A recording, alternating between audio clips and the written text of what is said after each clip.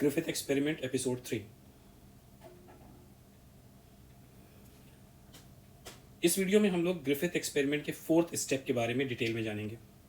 अब Griffith experiment के fourth step में हुआ क्या था। ग्रिफिथ एक्सपेरिमेंट के फोर्थ स्टेप में ग्रिफिथ ने चूहे को ऐसा इंजेक्शन लगाया था जिस इंजेक्शन में लाइव आर स्ट्रेन भी था और हीट किल्ड एस स्ट्रेन भी था। अब लाइव आर स्ट्रेन जो है वो ए वायरुलेंट है, यानी इसकी वजह से चूहे को निमोनिया नहीं हो सकता। और हीट किल्ड एस स्ट्रेन वैसे तो वायरुलेंट होता है, लेकिन ये हीट किल्ड है, तो हीट किल्ड की वजह से एस स्ट्रेन जो है वो उसकी वायरुलेंट प्रॉपर्टी खत्म हो गई।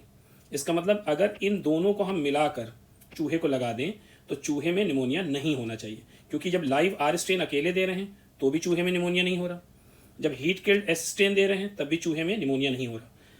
तो अगर हम ये दोनों मिला कर दें तब भी चूहे में निमोनिया नहीं होना चाहिए और चूहे को जिंदा रहना चाहिए। जबकि हुआ कुछ और।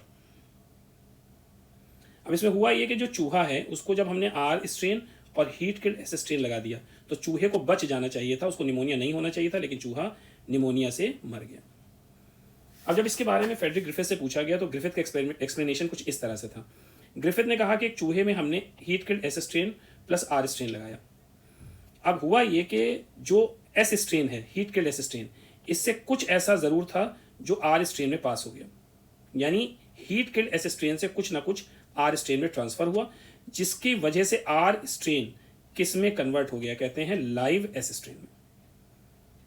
और जैसे ही लाइव एस स्ट्रेन बना वैसे ही चूहे को निमोनिया हुआ और उसकी डेथ हो गई।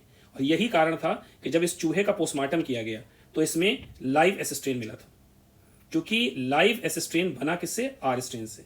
कैसे आर स्ट्रेन से लाइव एस स्ट्रेन बन गया, क्योंकि एस स्ट्रेन से कुछ ना कुछ ऐसा जरूर था जो आर स्ट्रेन में ट्रांसफर हो गया।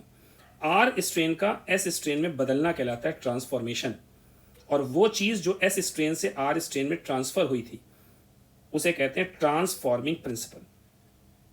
अब ग्रिफिथ कहते हैं कि अगर हम इस ट्रांसफॉर्मिंग प्रिंसिपल का केमिकल नेचर जान लें, मतलब पता कर लें कि ये ट्रांसफॉर्मिंग प्रिंसिपल कार्बोहाइड्रेट है, प्रोटीन है, फैट है, न्यूक्लिक एसिड है, तो जो भी ट्रांसफॉर्मिंग प्रिंसिपल होगा वही जेनेटिक मटेरियल होगा। जैसे मान लेते हैं ट्रांसफॉर्मिंग प्रिंसिपल कार्बोहाइड्रेट निकल आया तो कार्बोहाइड्रेट जेनेटिक मटेरियल है। मान लेते हैं ट्रांसफॉर्मिंग प्रिंसिपल प्रोटीन निकल आया तो जेनेटिक मटेरियल प्रोटीन है। मान लेते हैं ट्रांसफॉर्मिंग प्रिंसिपल लिपिड निकल आया तो जेनेटिक मटेरियल लिपिड है। मान लेते हैं ट्रांसफॉर्मिंग प्रिंसिपल को न्यूक्लिक एसिड निकल आया तो जेनेटिक मटेरियल न्यूक्लिक एसिड है। तो ग्रिफिथ ने अपने एक्सपेरिमेंट के फोर्थ स्टेप के एक्सप्लेनेशन में केवल इतनी ही बात बताई और ग्रिफिथ का एक्सपेरिमेंट यहीं पर खत्म हो गया।